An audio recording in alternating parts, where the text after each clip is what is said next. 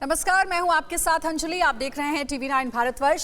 भारत अपने विकास कार्यों से आज पूरे विश्व का मार्गदर्शन कर रहा है।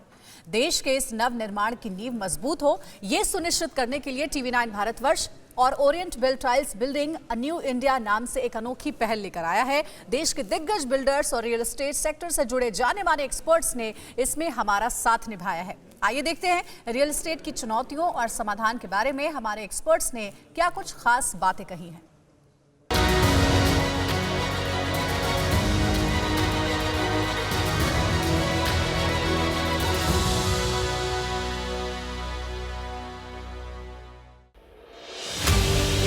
मॉडर्न टेक्नोलॉजी से लैस ये ऊंची ऊंची आलिशान इमारतें हमारे देश की कामयाबी की नई इबारत लिख रही हैं। इसीलिए देश के इस नवनिर्माण की नींव और मजबूत हो, ये सुनिश्चित करने के लिए TV9 भारतवर्ष और ओरिएंट बेल टाइल्स लेकर आए हैं एक अनोखी पहल, बिल्डिंग अ न्यू इंडिया। इसमें हमारा साथ निभा रहे हैं देश के दिग्गज बिल्डर्स और रियल एस्टेट सेक्टर से जुड़ी जानी मानी हस्तियाँ। बात जब रियल एस्टेट सेक्टर की आती है तो इसकी ग्रोथ को बूस्ट करने के लिए ये जरूरी हो जाता है कि रियल एस्टेट इन्फ्लुएंसर्स यानी developers, architect, policy makers, interior designers, इन सब की एक दूसरे के प्रति समझ और तालमेल उम्दा हो। ऐसे में ये एक अहम सवाल है कि नए भारत के घर के सपने को साकार करने के लिए नीतियाँ, डेवलपर्स और घर खरीदार एक दूसरे के कितने साथ। इसीलिए इस एडिशन में हमने इसी विषय पर चर्चा की। हमारे एक्सपर्ट्स का मानना है कि रेरा की वजह से डेवलपर्स में अनुशासन आया है, जिससे बायर्स का डेवलपर्स पर भरोसा बढ़ा है और इससे घर खरीदारी का आंकड़ा भी लगातार बढ़ रहा है। उत्तर प्रदेश की रियल एस्टेट रेगुलेटरी अथॉरिटी के अंतर्गत रियल एस्टेट से जुड़ी अब तक 40,000 कंप्लेंट्स मिली हैं। 39,600 कंप्लेंट्स को सॉल्व किया जा चुका है। 70 से 80% प्रोजेक्ट्स या तो पूरे हो गए हैं या पूरे हो रहे हैं। लेकिन इन सब के बीच डेवलपर्स का भी रेरा को लेकर अपना एक नजरिया है। डेवलपर्स का कहना है कि रेरा को उनकी समस्याओं पर भी संजीदगी से ध्यान देने की जरूरत है। बिल्डर्स के लिए सबसे बड़ी मुश्किल प्रोजेक्ट अप्रूवल की आती है, जिसका असर कॉस्ट पर भी पड़ता है। ऐसे में जरूरी है कि प्रोजेक्ट लॉन्च के लिए वन पॉइंट सोल्यूशन ढूंढा जाए। इन सभी मुद्दों पर रोशनी डाली देश के दिग्गज बिल्डर्स और रियल एस्टेट सेक्टर से जुड़ी जानी मानी हस्तियों ने। ओरिएंट बेल टाइल्स के मैनेजिंग डायरेक्टर मधुर डागा ने कहा कि रियल एस्टेट से जुड़ी चुनौतियों के समाधान के लिए रियल एस्टेट इन्फ्लुएंसर्स के बीच चर्चा बेहद जरूरी है, क्योंकि एक प्लेटफॉर्म पर खड़े होकर ही हम देश की प्रगति को रफ्तार दे सकते हैं। This is our episode 3. This is our step 3 of this initiative with TV9. तो ये जो हमारा इनिशिएटिव है, this is a first of its kind actually. Objective ये है कि रियल एस्टेट इन्फ्लुएंसर्स, बिल्डर्स हों, डेवलपर्स हों, architects, interior designers, but also with policy makers, हम साथ आएँ और हम डिस्कस करें what are the issues that matter. क्योंकि ये इश्यूज हैं, अपॉर्चुनिटीज़ हैं, कंसर्न्स हैं, जो भी आज हम इस रूम में डिस्कस करेंगे, at the end of the day मेरा मानना है कि ये कस्टमर को अफेक्ट करेगा। It affects the end customer. और बिल्डिंग अ न्यू इंडिया है, जो न्यू वर्ड है, ये न्यू बिना इनोवेशन के नहीं हो सकता है। And Orient Bell has a lot of pride in being a consumer centric company. तो अगर हम कंज्यूमर्स के साथ रहेंगे, if we are able to talk about things that ultimately affect the end customer. RERA की वजह से एंड बायर्स एक बार फिर बाजार में लौट रही हैं। रेरा ने अपनी जिम्मेदारी को निभाते हुए बायर्स की कंप्लेंट्स को दूर कर रियल एस्टेट की ग्रोथ में अहम रोल अदा किया है। सरकार ने महसूस किया कि इसके अंदर एक लेजिस्लेटिव फ्रेमवर्क के अंदर जो है ये रियल एस्टेट आना चाहिए, और उसी को ध्यान में रखते हुए जो है वो रेरा आया है। करीब 3 साल से ऊपर हो गए हमको यहाँ पर काम करते हुए। यूपी के अंदर अगस्त 2018 को हमने जो है वो कार्यभार संभाला था, और लगातार हम जो है वो केसेस की सुनवाई कर रहे हैं। अब फॉर्चुनेटली अब हाल में जो है मार्केट भी इम्प्रूव हुई है, और बिल्डर्स ने, मैं कहूँगा कि बहुत अच्छा उदाहरण पेश किया है, और उन्होंने एक अच्छे फ्रेमवर्क के तहत जो है अपने प्रोजेक्ट्स को कंप्लीट किया है। और ज़्यादातर प्रोजेक्ट्स जो एनसीआर के अंदर जो फंसे हुए थे बुरी तरीके से, वो ज़्यादातर जो है अब करीब 70-80% प्रोजेक्ट्स जो है या तो कंप्लीट हो चुके हैं या कंप्लीट हो रहे हैं। और बायर्स जो सालों साल वेट कर रहे थे अब उनको पोजीशन मिल रहा है। तो मुझे लगता है कि यदि ये स्पीड रही तो 2 साल तक जो है स्थिति काफ़ी नियंत्रण में आ जाएगी और ज़्यादातर प्रोजेक्ट्स जो बहुत ज़्यादा डिलेड थे या स्टॉल्ड थे वो कंप्लीट हो जाएंगे जी। तो आई थिंक कि ये विश्वास जो है वो पुनः आएगा और बहुत जल्दी जो है इस दिशा में काम चल रहा है। रेरा की वजह से डेवलपर्स को भी काफी क्लैरिटी मिली है। रेरा के द्वारा लाई गई लॉ से डेवलपर्स का भी इस सेक्टर में कॉन्फिडेंस पहले से ज्यादा बढ़ गया है, जिससे अब वो प्रोजेक्ट्स वक्त पर डिलीवर करने में सक्षम है। मैक्सिमम जो समस्या आज भी आप देख रहे हैं वो प्रोजेक्ट हैं जो 2016 रेरा के रिजीम से पहले जो शुरू हुए, वो कहीं ना कहीं जो है किसी न किसी वजह से जो है वो फाइनेंशियल या अप्रूवल्स या किसानों के प्रदर्शन, लैंड की एक्विजिशन, उसमें कुछ पार्ट डेवलपर्स का भी रहा कि वो इतना जो है एंटिसिपेट नहीं कर पाए कि वॉल्यूम को कितना आगे ले जाना है और उसको कंप्लीट कैसे करना है। बहुत सारे नए लोग भी इस फील्ड में एंटर हो गए जिनको कोई एक्सपीरियंस नहीं था इसके अंदर, क्योंकि कोई एंट्री बैरियर नहीं था। 2016 के बाद अब एक ऐसा एंट्री बैरियर आ गया है कि until and unless you have all approvals, until and unless you have land के ओनरशिप, जब तक आपका नहीं है तब आप एक चेक भी जो है किसी से जो नहीं ले सकते। तो that makes a real difference. आज की डेट में अगर कोई आदमी प्रोजेक्ट शुरू कर रहा है तो उसको पहले दिन से उसकी फाइनेंशियल क्लोजर पहले दिन से उसे पता है उसे कैसे करना है, कुछ भी हो जाए टाइमली कंप्लीट करना है। आप भी अभी देखेंगे 2016 के बाद जितने प्रोजेक्ट शुरू हुए हैं उसमें ऐसी प्रॉब्लम नहीं है, क्योंकि अब एक ऐसा लॉ जो कि 90% जो है बायर्स को फेवर करता है जो है वो एक है, और उसको इम्प्लीमेंट करने की एक बहुत अच्छी टीम जो है हमारे पास है। रेरा के आने से बाद इनफैक्ट डेवलपर्स का विश्वास बढ़ा है, क्योंकि आज की डेट में अगर आदमी केवल एक ऐड देखता है कि वो रेरा नंबर उसके पास है उस प्रोजेक्ट में लिखा हुआ जो कि मैंडेटरी भी है, तो वो समझता है कि मेरे अलावा एक जुडिशियल बॉडी, एक गवर्नमेंट बॉडी भी बैठी है जिसने सारे अप्रूवल देखे हैं और मैं आज बुक कराता हूँ तो उसको टाइमली कंप्लीट कराने की जिम्मेवारी भी वो बॉडी लेती है, प्लस मनी डाइवर्ट कहीं और नहीं होगा इसकी जिम्मेवारी भी लेती है। लेकिन एक अहम सवाल ये कि क्या रेरा के आने के बाद कॉम्प्लेक्सिटीज बढ़ी हैं? इस मुद्दे पर भी हमारे एक्सपर्ट्स ने रोशनी डाली। उन्होंने बताया कि कॉम्प्लेक्स रेगुलेटरी फ्रेमवर्क कॉस्ट को इंक्रीज करता है, जिसका सीधा असर एंड बायर्स पर पड़ता है। ऐसे में प्रोजेक्ट लॉन्च के लिए 1 पॉइंट सोल्यूशन पर जोर देना होगा ताकि अप्रूवल प्रोसेस में तेजी आ सके। रेरा या डेवलपर का मेन एम तो है कि घर ओनर को बेनिफिट मिलना चाहिए। तो होम ओनर की तरह अगर हम देखें तो नंबर ऑफ प्रोजेक्ट्स जो रेरा रेगुलेशन के बाद आ रहे हैं, अगर आप उसको देखो तो इमीडिएटली वो बहुत ड्रास्टिकली रिड्यूस हो गए हैं। वो इसलिए रिड्यूस हो गए हैं कि कहीं ना कहीं आपको ये भी समझना पड़ेगा कि कुछ कॉम्प्लेक्सिटी बढ़ी है। ऐसा नहीं है कि बहुत सिंपल प्रोसेस है और नीति बहुत अच्छी है, तो हमें उसको भी एडवोकेसी लानी पड़ेगी कि क्यों प्रोजेक्ट्स कम आ रहे हैं, जिसका अल्टीमेट नुकसान आज नहीं हो रहा क्योंकि पुरानी इन्वेंट्री है, बट अल्टीमेट नुकसान उसका घर खरीदने वाले को, घर खरीदार को होने वाला है आगे आने वाले सालों में। इसके लिए जो आपका ये टॉपिक है कि भाई नीतियाँ जो हम बात कर रहे हैं, जो मनोज जी ने भी पॉइंट आउट किया, जब तक हम अथॉरिटी को रिस्पॉन्सिबल नहीं ठहराएंगे तब तक हम एज अ डेवलपर काम करने में मुश्किल आती रहेगी और कॉस्ट बढ़ती रहेगी जो डेवलपर को अल्टीमेटली ओनर से लेनी पड़ेगी। नीतियाँ आने से, कोई भी रेगुलेटरी फ्रेमवर्क आने से कॉस्ट इंक्रीज़ होती ही होती है। देखें आज इतने प्रैक्टिसिंग आर्किटेक्ट्स हैं जो काम कर रहे हैं मार्केट में, इतने एक्सपीरियंस्ड आर्किटेक्ट्स हैं, क्या वो डीम्ड अप्रूवल नहीं कर सकते? क्या अथॉरिटीज़ अपना काम डेजिग्नेट नहीं कर सकती? जब अथॉरिटी एक EWS/LIG होम बेचने के लिए भी डेवलपर को डेजिग्नेट कर सकती है कि भाई डेवलपर खुद बेच ले। डेवलपर आज अथॉरिटी के लिए बहुत सारे आउटसोर्स काम करता है, कॉन्ट्रैक्टर्स एम्प्लॉय करता है। ऐसे ही अथॉरिटी को अपना जो फ्रेमवर्क है एक तरीके का सुपरविजन एजेंसी रहना चाहिए और अप्रूवल्स के लिए भी आउटसाइड एजेंसीज या आउटसोर्स करना चाहिए जिससे कि प्रोसेस फास्ट हो। एक 1 पॉइंट सोल्यूशन होना चाहिए।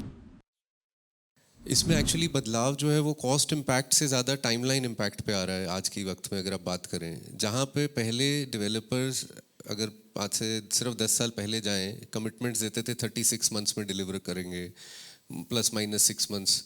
आज पहले ही दिन से हम लेके चलते हैं कि बस भाई 5 साल का आप टाइमलाइन लेके चलिए, बिकॉज कहीं पे वहाँ डिले हुआ तो आपको 10% या MCLR प्लस 2% जो भी आपका आता है उतना आपको कॉस्ट अपने बायर्स को देना पड़ेगा वापस।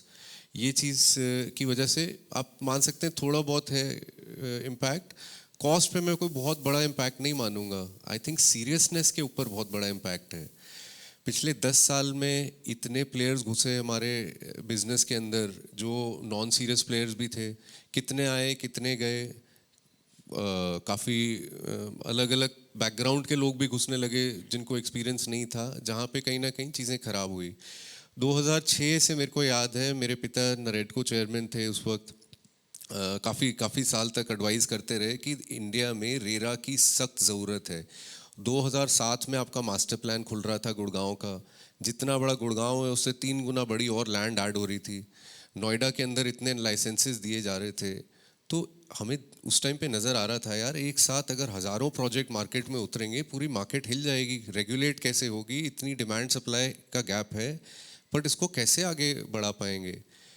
हम बहुत बहुत शुक्रगुजार हैं कि किसी ने इसके ऊपर सीरियसनेस से, बीजेपी गवर्नमेंट ने भी एक स्टेप लिया और ये रेरा को फॉर्मुलेट करके लेके आए। अब आर्किटेक्ट की रिस्पॉन्सिबिलिटी बढ़ गई है। रेरा की वजह से प्रोजेक्ट्स को लेकर डेवलपर्स सीरियस हो गए हैं और रियल एस्टेट सेक्टर में अच्छी ग्रोथ देखने को मिली है। हम आर्किटेक्ट्स की रिस्पॉन्सिबिलिटी जो है वो मेरे हिसाब से अब काफ़ी बढ़ गई है। अभी तक हम आर्किटेक्ट्स को मैं अगर पूरा रियल एस्टेट का डेवलपमेंट देखूं, देयर वाज अ बबल। वो बबल में क्या हुआ कि काफ़ी सारे प्लेयर्स, क्योंकि उनको जिस तरीके के एस्केलेशंस हो रहे थे, हर आदमी ने अपनी दुकान बंद करके रियल एस्टेट में आने की कोशिश करी। अब ये जो विश्वास और अविश्वास की जो बात हुई है कि 2016 के बाद में हम ये देख रहे हैं कि एक जैसे किसी सोसाइटी में चलनी होती है तो केवल जो सीरियस प्लेयर्स हैं, नए प्रोजेक्ट्स आज की डेट में जो लॉन्च हो रहे हैं, उसमें मैं 100% ये गारंटी करता हूँ कि ये डिलीवर होंगे। उसका रीज़न है कि ये सारे सीरियस प्लेयर्स हैं। उसके पहले जो अभी भी अटके हुए हैं या जो इन्वेंट्री खाली पड़ी हुई है या जो इन्वेंट्री अनबिल्ट पड़ी हुई है, वो सारी वो है जो सीरियस प्लेयर्स की नहीं थी। ओरिएंट वेल टाइल्स के मैनेजिंग डायरेक्टर मधु डागा ने बताया कि रियल एस्टेट सेक्टर में ऑन टाइम डिलीवरी बेहद अहम है। इसीलिए ओरिएंट वेल टाइल्स का हमेशा से मकसद रहा है इनोवेटिव आइडियाज के जरिए डेवलपर्स को बिना डिले किए वक्त पर डिलीवरी करना। सबसे ज़रूरी चीज़ है टाइम इज़ मनी। चाहे वो रेरा की एम्पावरमेंट हो, चाहे वो बिल्डिंग इंडस्ट्री में टेक्नोलॉजी अडॉप्शन हो, we are trying to save time. हम कभी कोई डिले में कंट्रीब्यूशन नहीं देना चाहते हैं। We always want to be able to contribute in time. एक तो ये, I think time is the most perishable commodity. जो भी हमारी पॉलिसीज़ बने, of course Orient Bell is supporting them, many times we are ahead of policies because we are very consumer centric, but हमारा एक focus रहता है time. हमारे experts ने कुछ सवालों के जवाब देकर इस एडिशन में न सिर्फ बायर्स बल्कि डेवलपर्स के भी कई डर या यूं कहे कि कंफ्यूजन दूर करने की कोशिश की। कहीं ना कहीं जो पॉलिसीज विचार जो आती है मार्केट में, दे आर हाफ बेक्ड। मेरा ये ओपिनियन है, they are not sort, because you have examples abroad. In fact, affordable housing is happening all over the world. Singapore is doing on a different model, Europe में हो रहा है। तो हमें कुछ वही अडाप्ट करना है, कुछ नई थॉट लगानी है। बट somehow ऐसा लगता है कि जो पॉलिसी आती है वो हाफ बेक्ड है, हाफ थॉट है, एंड बाद में चेंजेस होती है as per the peoples consultation. Builder के लिए वो सबसे बड़ी चैलेंज है, in fact more than approvals, how to deliver a good quality product at a cost, at a profitability. There is no public accountability of the officer. We have to really understand what is the volume, where the volume is required, and all said and done, as per my assessment, being in the construction industry for last more than 40 years, I understand कि requirement तीनों ही sector में है, पर affordable housing को अभी cater करना ज़रूरी है। जो पीछे 4 साल 5 साल से एक मोमेंटम आया, सभी डेवलपर्स ने देखा कि उस सेक्टर में एक रिक्वायरमेंट थी जो कि कैटर हुई भी है in last 4-5 years. So it is a mix and match, and definitely all three sectors have to go together, but it cannot be isolated. कोई भी सेक्टर को आइसोलेट नहीं किया जा सकता। डेवलपर्स को, बिल्डर्स को, किसी को भी एक टैट दिया जाता है कि आप 5 साल में करोगे, 3 साल में करोगे, ये आपका रिक्वायरमेंट है। Why is that not given to the authority? जो आपके नोएडा अथॉरिटी हैं, गुड़गांव अथॉरिटी हैं, जहाँ के भी अथॉरिटी हैं, आपको पासिंग के लिए एक टाइमलाइन होना चाहिए। अगर आप डिले कर रहे हो तो जैसे आप बिल्डर्स को रेट कर रहे हो वैसे उनको भी रेट कीजिए।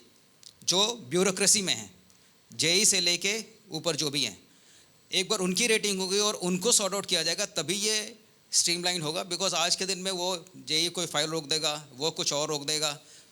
Everybody knows what happens. So that thing is to be sorted out. The government has to be sorted out better first. Then only the entire thing can be streamlined और इसको industry बनाया सके और इसको तरतीब से रखा सके. Basically, India is a very, very tough and complicated country. यहाँ पर एक पॉलिसी कभी भी नहीं चल सकती. Number 1. Number 2, governance itself is very complicated. Why? Because country and the people. खासकर हमारे यहाँ के जो लोग हैं compare to the western countries, जहाँ के लोग बहुत कॉम्प्लिकेटेड हैं. I can explain but I think time बहुत शॉर्ट है.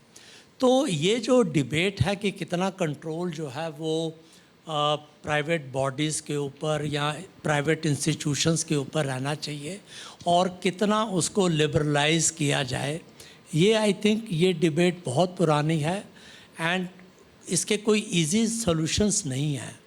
मालूम है कि ये इंस्टीट्यूशन जो है वो करप्ट है, ये सिस्टम करप्ट है. जैसे फायर का भी एग्जांपल दिया, एनवायरनमेंट क्लियरेंस का एग्जांपल दिया. हम सबको मालूम है, इवन द गवर्नमेंट नोज़ कि ये जो है करप्शन है यहाँ पर इन इंस्टीट्यूशंस में है. बट द प्रॉब्लम इज़ कि यदि आप थोड़ा सा भी यदि आप लिबरलाइज करते हैं, जो कंट्रोल रिजीम है, लाइसेंसिंग रिजीम है, उसकी इम्प्लिकेशंस जो है वो बहुत हैवी हो सकती हैं. और कोई भी इंस्टीट्यूशन, चाहे वो सरकारी हो, प्राइवेट हो, वो अपने अधिकार जो है, अपनी पावर्स को वो छोड़ना नहीं चाहते. ठीक है, कोई भी डेवलपमेंट अथॉरिटी ये नहीं चाहेगी कि वो जो उसके ऑफिसर्स के पास पावर्स हैं उसको वो डाइल्यूट किया जाए.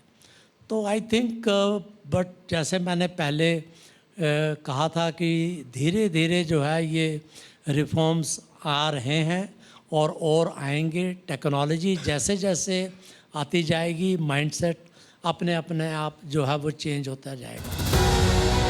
TV9 भारतवर्ष और ओरिएंट पेल टाइल्स की एक अनोखी पहल बिल्डिंग अ न्यू इंडिया के इस खास शो में हमने रियलिटी विशेषज्ञों के साथ रियल एस्टेट की चुनौतियों और अवसरों पर चर्चा की. हमने जाना कि पॉलिसी मेकर्स और डेवलपर्स का एक दूसरे पर भरोसा रियल एस्टेट की तरक्की के लिए कितना अहम है. लेकिन डेवलपर्स के सामने प्रोजेक्ट अप्रूवल एक बड़ी समस्या है. ऐसे में 1 पॉइंट सोल्यूशन यानी single window clearance real estate की ग्रोथ के लिए डबल बूस्टर साबित हो सकता है. इनोवेशन से ही स्मार्ट इंडिया मुमकिन है. उम्मीद है आप सबको रियल एस्टेट सेक्टर से जुड़ी अहम जानकारियों को समझने का मौका मिला होगा.